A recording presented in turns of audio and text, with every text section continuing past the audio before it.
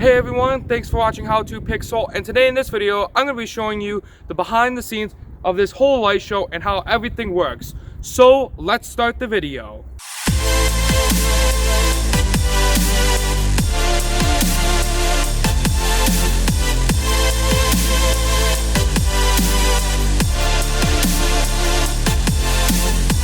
So I'm going to start in the garage where all the magic happens behind me, where all the main controllers and computers are that run everything. Now, I'm going to assume that you have a basic understanding of how these lights work. It would take a long time for me to go into detail about how each individual piece works. But if you don't know how any of this works, I recommend you check out my beginner playlist right here if you want to learn how this stuff works. I have videos about how each individual piece works to make an awesome light show. However, if you don't want to watch that and you don't have a basic understanding on how all this works, you can still watch the video. A few things just might not make sense, but I'll try to explain it briefly. This video is probably going to be one of my longer videos because there is a lot to cover, and when I go outside to cover how everything works out there, it's going to be a bit harder than all my other videos because Mother Nature was so kind to deliver a bunch of snow for me to try and record it. But anyway, right now I'm going to talk about how the main controllers work. Last year, there was one main controller and then one smaller one, and all of that controlled the whole light show. The main controller was in this box right here, and it controlled everything except the tree. And then we had a box with a differential receiver,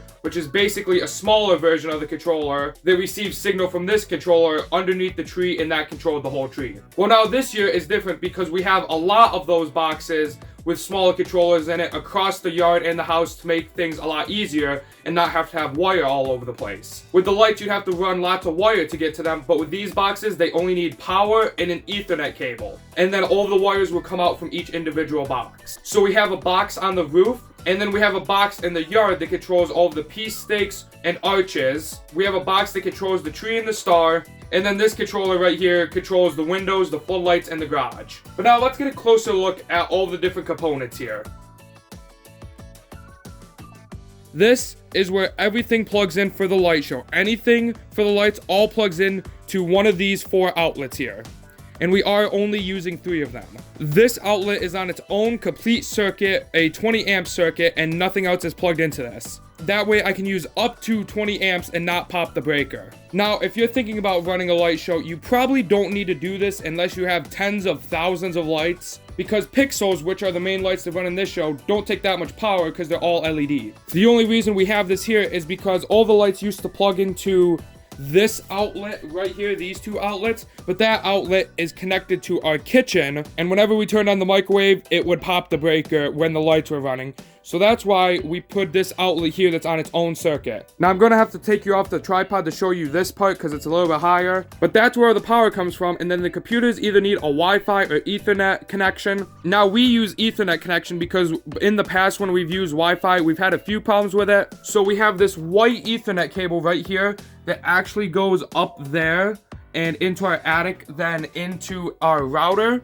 And it plugs into this network switch right here where all the other Ethernet cables are plugged into. These are all the different controllers and computers that need an Ethernet connection. They're all plugged into here. Now, to be able to get a closer look at this computer, I had to take you off the tripod so I can get you up here. But this is called a Raspberry Pi computer. And basically, it's an entire computer all in this very small board right here. This is the Raspberry Pi 4. And then we just have an SD card underneath it on the back right here. Right there is where all of the main data for the lights is stored. That has all of the music files, program files, light files on there. And it's the main computer that tells all of the other controllers that are in these boxes what to do. Now, one thing I did forget to talk about is the different plugs down here. This plug right here is for the network switch. The network switch is always on. And then these 2 other plugs are plugged into these smart plugs. I'm not going to try and pronounce the name because it's very hard to. The smart plugs, though, are able to turn on and off the power at any time, and there's also a button on there, so I can do it from my phone or from here. And it's on a schedule to turn on 15 minutes before the show starts and then 15 minutes after the show ends. That way, all the controllers and stuff aren't on the whole time. Now, almost the entire light show is on this one plug that goes into this one surge protector. Each of these orange cords go to a different box. This black cord goes to this box right here.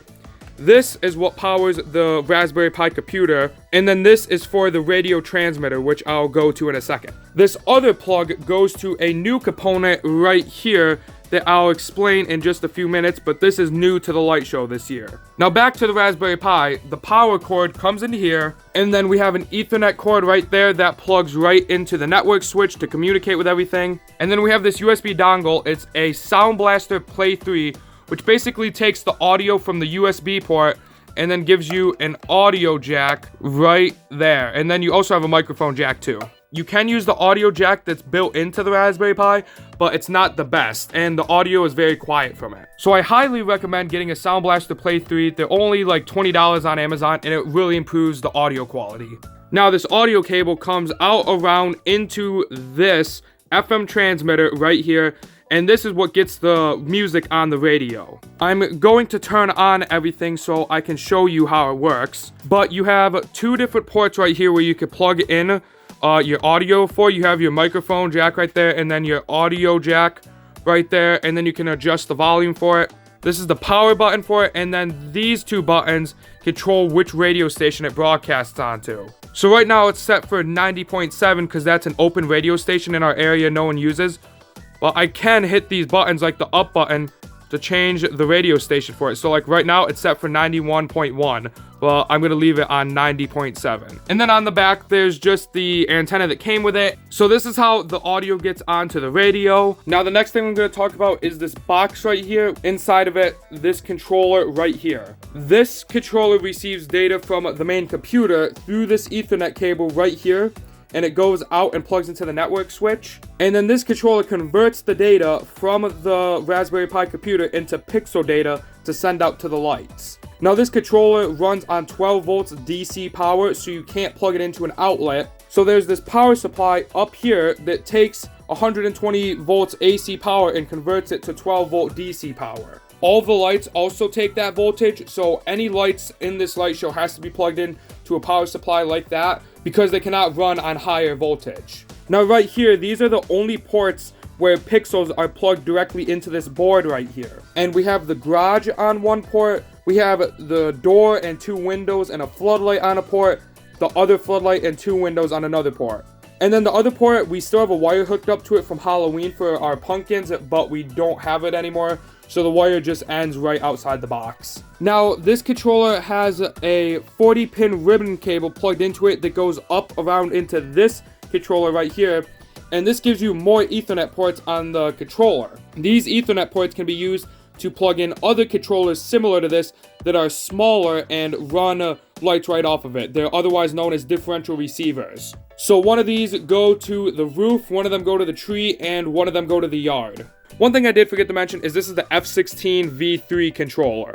You can find this on pixelcontroller.com, but they have a newer version of the controller. I don't have any need to upgrade this controller right now because it still works amazingly. The final thing in this box is this Ethernet cable. This is plugged into the DMX port right here. That is basically just another type of data that can be sent to other controllers to control other things. That white Ethernet cable comes out around here, up here, and into this box right here. Now this piece of equipment is a new feature of the light show. This year we added these special bracelets to the light show.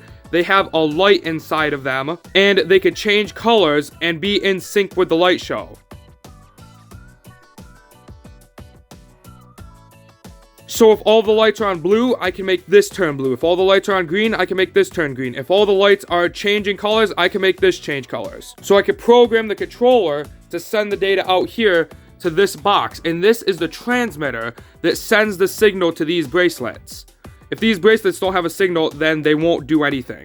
Now we've had a lot of problems with this transmitter because it runs off the same signal as newer key fobs, smart key fobs. And the problem with that is it scrambles the signal with your key fob, and a lot of people nearby our house wouldn't be able to unlock or lock or start their cars because this would be scrambling the signal when it's transmitting. It was so bad that it went down past our road onto another street to another lady's house, and she messaged us one night because the signal was going so far. Now we did find a fix for that, and I'll show you what that was.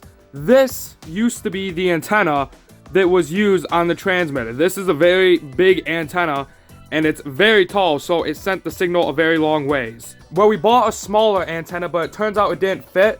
So I had another idea, and all I did was just take a stiff wire and I plugged it into the hole where the antenna would go right there, and then I made it very short, and somehow this still transmits the signal, but it only goes up to 2 doors down. So our neighbors are still affected, but we do have a plan set up where if they need to leave or start their car for some reason, they can message us, and we put this transmitter on its own smart plug right here, so at any time, anywhere in the world, I can go on my phone and shut just the transmitter off.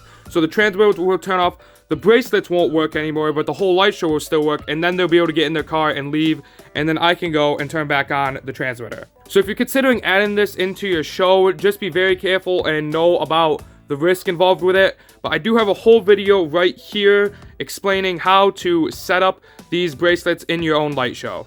So now I'm going to take you outside and show you the rest of the elements in the light show and how they all work. Now please forgive me if it's hard to record a few things and I might not be able to get it all done today because it's going to be dark out soon and there is snow everywhere, so it's going to be hard to get to some of the stuff. And one last thing I did forget to mention is all the wires that come from the main controller all come down to this mess right here that I never sorted, but I tried to keep it nice right here, but then I just gave up here.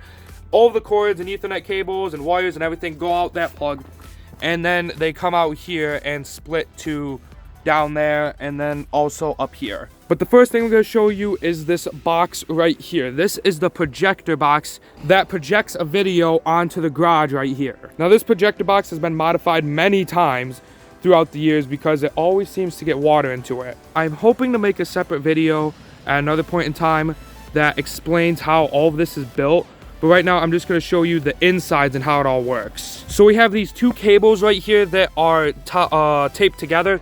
It's a power cord and an Ethernet cable. It goes into a plug that's buried in the snow now, and it all comes out into here.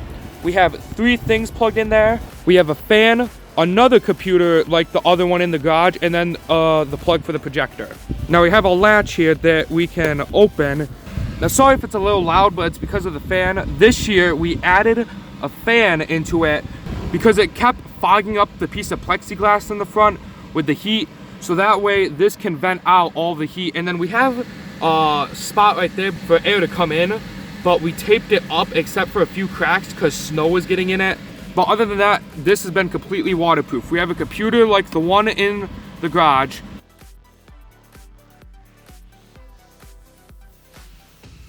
And the projector would sit here inside this box. However, we take it out every night just so the cold doesn't hurt it. It plugs in right here for the power, and then there's an HDMI cable that runs around here and plugs into the Raspberry Pi right here with a micro HDMI cord. This is another Raspberry Pi computer, and it's plugged in with an Ethernet cable right there to the network switch. And then on the front, we just have a piece of plexiglass that keeps the snow from going in. If you plan on making one of these, we highly recommend that you glue the plexiglass on when it's warm. If you live in a cold area, do it when it's warm because it will not stay, and that was one of our biggest problems. Now one of the first things that plug into the controller is this garage strip right here. It's basically a strip from Biscorio Studios with pixels punched into it, and it goes all the way up there, and it screws into the house right there at every corner. And along the top we have some other screws, like right here there's a screw, and then at this corner we have another screw, and then the lights go down and it ends right here. Next is we have this extension cord and this Ethernet cable. It goes up there to another controller box on the roof right there that I'll come back to in a few minutes. The other cords where the lights plug directly into the controller come out here and come to this window right here. It's kind of the same design as the garage over there. It has screws in it, except on the bottom and top there is chroma trim, which is a little bit firmer, and it helps on horizontal pieces. So you have the vertical pieces right here, and then the horizontal pieces at the top. And then the cords also plug into a 10-watt floodlight right here. And it continues on down through all the windows, all the doors with the same design, chroma trim on the top. And then you have the regular strip on the verticals. You have another window right there, and the final window right there. And then you have another floodlight right there. Those are all the things that connect directly into the controller. The rest are in separate boxes, which are there under the tree, there at the yard, and then over there on the roof. So I'll start with the yard box. We have a power cable right here and a Ethernet cable right there, but the cords for that go up there, and you can see right there where the main extension cord and the yellow Ethernet cable are that come this way. We also have wires coming out of the box. We have 4 different ports being used in here, and then 1 power injection right there. Inside the box, we have a nice, lovely spider right there, because I haven't, or something in there, because I haven't opened this in forever. But we have a single 12-volt power supply right here, and then a single controller board right here, differential receiver. This is the Smart Receiver V2, the newer one. The Ethernet cable plugs into it. It works almost like the controller, except it's very small, and all the lights plug into it right there. The first thing we have plugged into it is this arch. I can't really show you the way it's built, but we have a piece of PVC pipe, and then we have a wood right there that you can kind of see. It goes all the way down to the end of this arch. And then we bought these pieces of coral from Boscorio Studios. We punched the lights in it and zip tied it to the PVC pipe. There's holes in the end of the wood, and we put the pipe into that side and then bent it over into this side. And if I'm not mistaken, this is 3/4 inch PVC pipe. It ends at this arch and then goes to the next arch, which also ends over there. The next thing we have plugged in is these lights that go to the sign. They aren't used. We thought we'd be using them as just an extra thing. What we planned on doing was have all the lights stay on white and just shine up against the sign so you can see it at night. All it is about 9 pixels, and we have a piece of PVC pipe right here that we taped it to. But even with the lights at 100% brightness, they weren't bright enough to light up the sign, and they kind of mess with the background a little bit, and I didn't like it, so I just keep them off. But it ends there, then goes to these other 2 arches that work the same as the first one. The final 2 ports come on down to these peace stakes right here.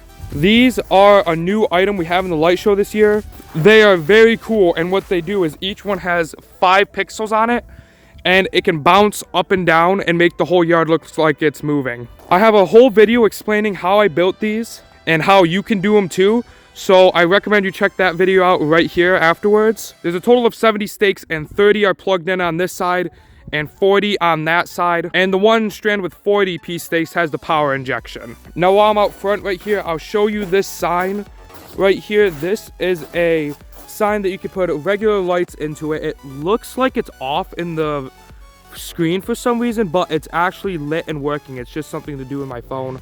But you can plug in regular lights and you can make it say whatever you want. I have it say tune to 90.7. It's outlined for the lights to fit in it, then you can change the digits around. Now, I don't like this sign at all, because if you look at the back, it's so complicated with all the strands of regular lights coming in. We have an extension cord right here with all the 5 or 6 strands on here. We plan on throwing this away next year and getting panels to put it on a sign.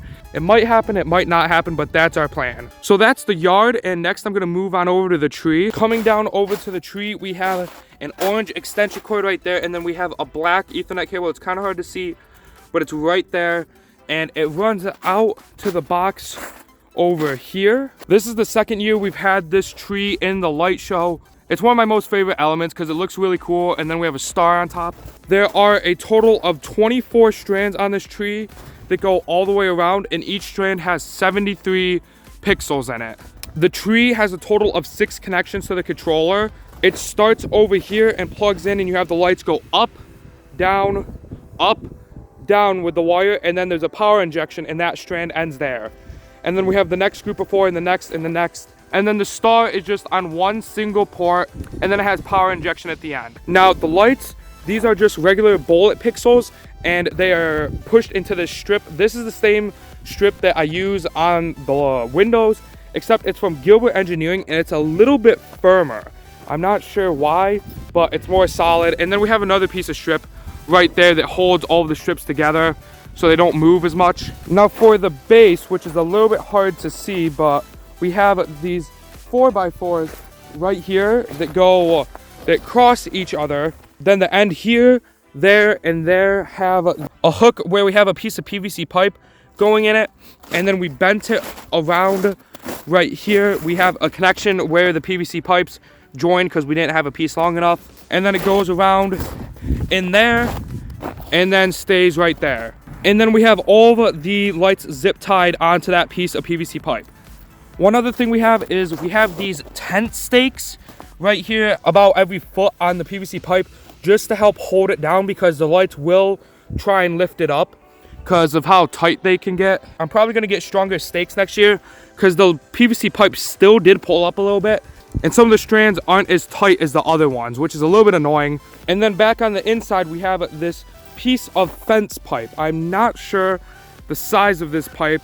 I will put it on the screen and info about it, but it's basically the pipe you use for a chain link fence, and it goes all the way up to the top. I'll show that in a second. Right here is where the two pieces of pipe connect. Each end has the end shrunk a little bit so you could slide the other piece over it, and then we bolted them in so it won't move. Now I'll attempt to take my GoPro and lift it up on my tripod to show you what it looks like up there, but I'll explain it right here. Basically, we have two wires going up, the data wire and the power injection wire. The first little piece that goes around the pipe is a bracket that holds hooks on it, and the hooks come out to these guy wires. These wires then go into the ground.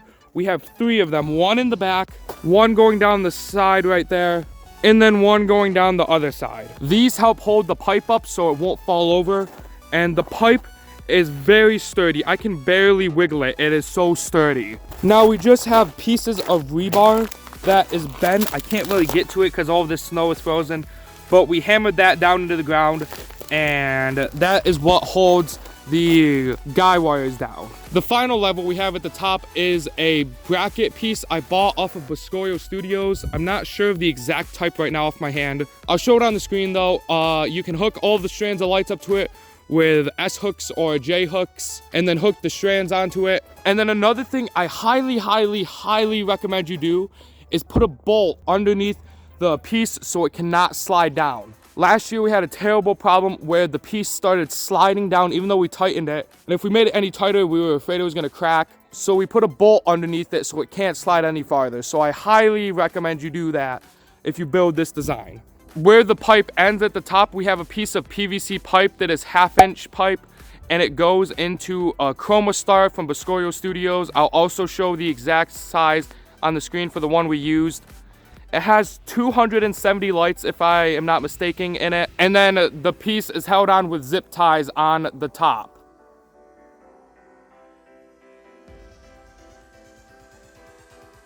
Now let me show you what is inside the box here. This tree has just over 2,000 lights when you include the star, and it does take a decent amount of power.